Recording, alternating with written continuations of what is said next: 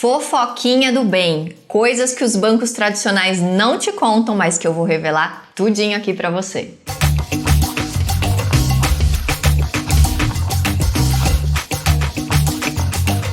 Antes de mais nada, eu queria dizer que eu não quero generalizar a questão dos profissionais que trabalham em bancos. A questão é que os bancos têm muitas metas para bater e acabam influenciando os profissionais a agirem mais ao interesse da instituição do que do próprio cliente. Mas tem muitos profissionais de banco que, junto conosco aqui quando a gente atende clientes no planejamento financeiro pessoal, que nos ajudam sim a construir uma boa estratégia para vocês, porque eles já ultrapassaram algumas questões e conseguem ali com a gente construir uma coisa bem bacana para vocês. Então a questão aqui não é em si o profissional, e sim que por estar num banco tradicional que tem milhões de clientes, talvez você não seja a prioridade deles. A primeira coisa que eu quero te contar é que você não precisa pagar tarifa bancária obrigatoriamente. A gente tem uma conta que se chama Conta de Serviços Essenciais. Todo mundo tem direito de ter uma conta dessa, é resolução do Banco Central. Só que, dependendo do que você quer fazer, pode ser que não esteja contemplado nesse pacote, que tem sim algumas restrições, e aí o banco pode passar a cobrar um pouco mais pelos serviços que ele vai te oferecer.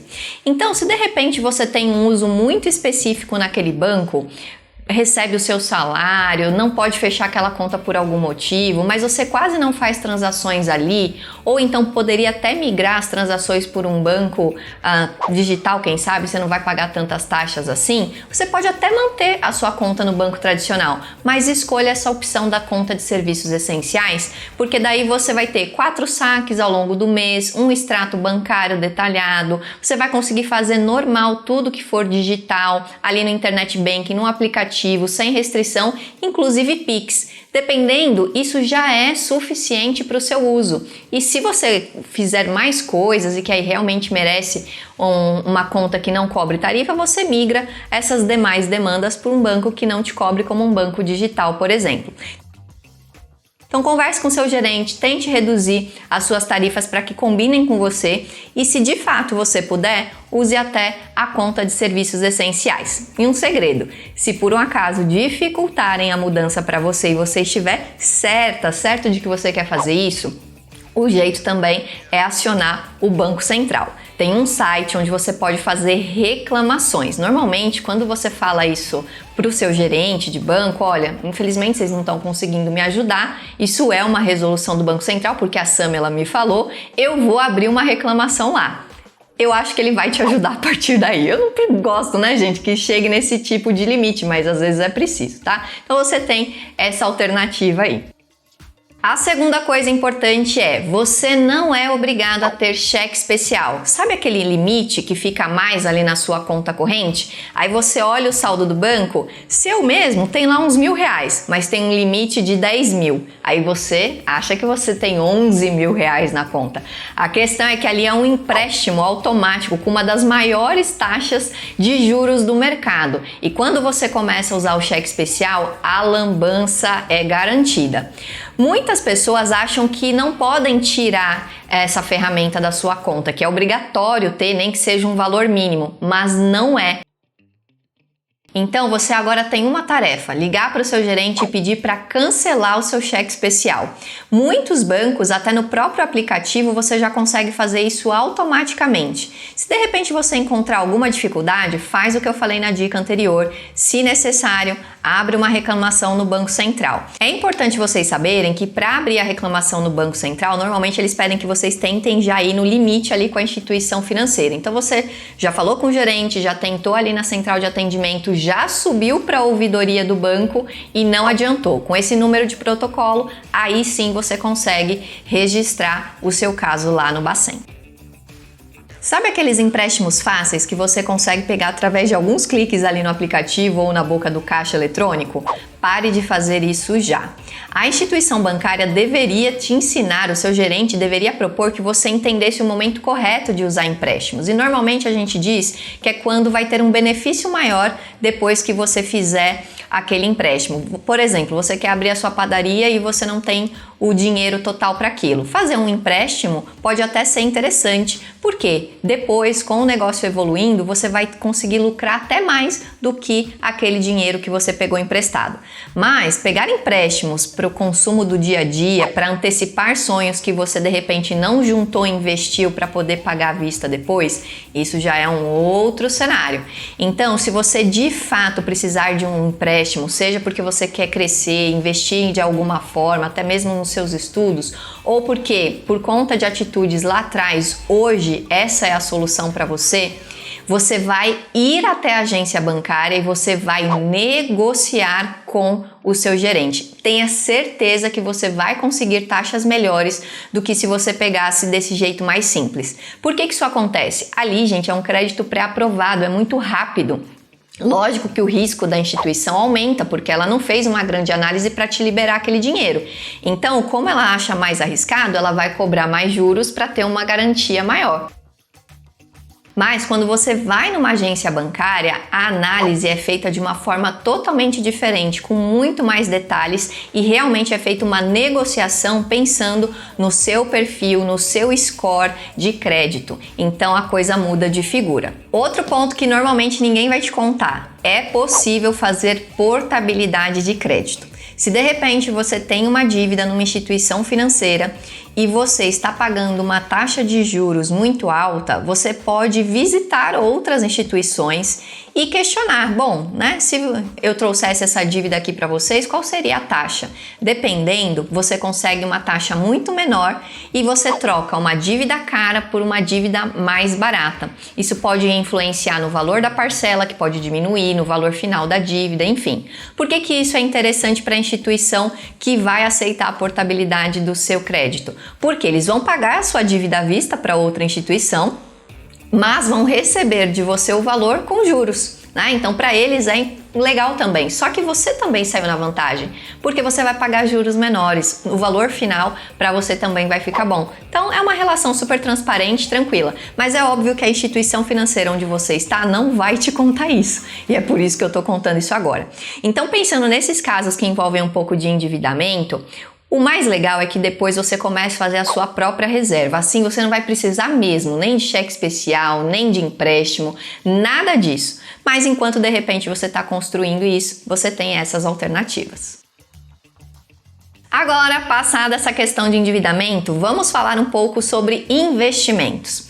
Coisas que deveriam te contar, mas nem sempre contam.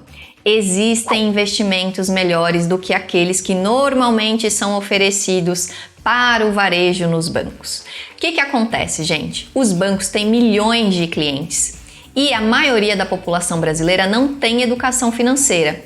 Por isso ela nem reclama. Se o cliente oferece aquele fundo de investimento ruim, a pessoa nem sabe que aquilo é ruim. Ela acha que está arrasando, né?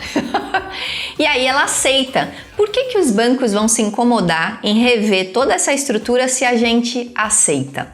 A questão é que hoje, com essa abertura do mercado, com as corretoras, com a educação financeira sendo mais democratizada, você vai começar a ter conhecimento e você vai perceber que muitos desses investimentos são ruins para o que a gente tem aí disponível no mercado. Vou te dar um exemplo.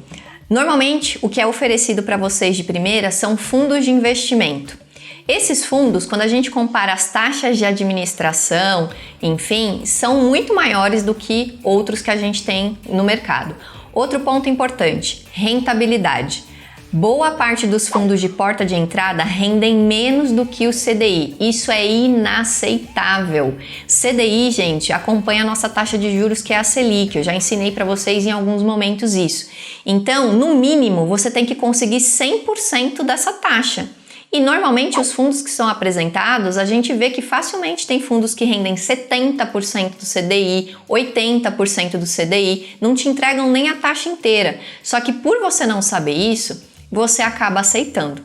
Então, se você receber alguma recomendação do seu banco, procure pesquisar, analise. Eu vou deixar até um site aqui que eu gosto bastante, que é o Mais Retorno. Ele é gratuito, você pode colocar o nome do fundo lá e começar a perceber quais são as características dele. É óbvio que talvez como você não é um profissional de mercado, fique um pouco confuso ali as informações. Se você tiver um planejador financeiro pessoal do teu lado, é o melhor profissional para te ajudar a avaliar. Por quê? Ele é isento, não recebe de nenhuma instituição, vai avaliar e te ajudar a escolher o melhor investimento junto ao gerente do banco ou ao assessor de investimento da sua corretora. Por último, o que eu queria te avisar são os segurinhos. Por que segurinhos? Porque, gente, é impressionante como se você entrar numa agência bancária, você vai sair com um seguro de lá. Você nem foi lá para fazer isso, mas olha, está disponível aqui um seguro para você, né? Ou então, olha, pô, você veio aqui tomar um café, tô precisando bater uma meta, enfim, vamos fazer um segurinho aqui comigo hoje, só 30 e poucos reais, e sem saber se aquilo faz sentido para você.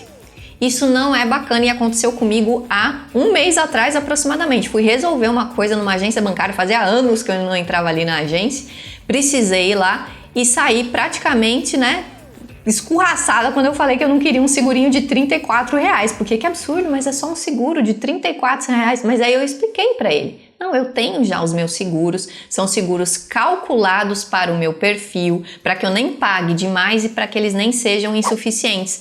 Você nem me explicou o que é esse seguro, você está focado que custa 34 reais, então por ser baratinho, né, por que não? Só que, gente, 34 reais, faça um cálculo aí em 12 meses, dá 408 reais no seu orçamento, não é bolinho não, então cuidado. Eu lembro de um caso de uma cliente que ela estava num momento tão difícil com as finanças que ela não conseguia nem abrir o aplicativo para ver o saldo, já fazia meses que ela não abria a conta corrente. Quando a gente começou a fazer o trabalho juntas, aí eu comecei a encorajar ela a lidar, a encarar de frente a situação e aos poucos ela foi se abrindo. Gente, quando ela abriu a conta e a gente conseguiu olhar de fato os extratos, ela estava pagando um seguro de 800 reais que ela não sabe explicar como ela adquiriu esse seguro. E já estava sendo debitado da conta dela há vários meses. Então, assim, isso pode acontecer, por isso que vocês têm que ficar espertos. Se você precisa de um seguro, você vai num corretor de confiança, você vai conversar com o seu planejador financeiro pessoal e ele vai te ajudar a calcular o melhor seguro possível. Não fiquem fechando essas coisas aleatórias, porque quando vocês precisarem, vocês vão ver que eles são insuficientes ou que não cobrem aquilo que você esperava. Então essas foram as 6 coisas que as instituições financeiras e os gerentes de banco deveriam te contar, mas nem sempre contam. Agora que você sabe disso, ó, pega item por item e vai fazendo a listinha. Fogo no parquinho, porque a gente vai fazer essas instituições mudarem e começar a trabalhar para você.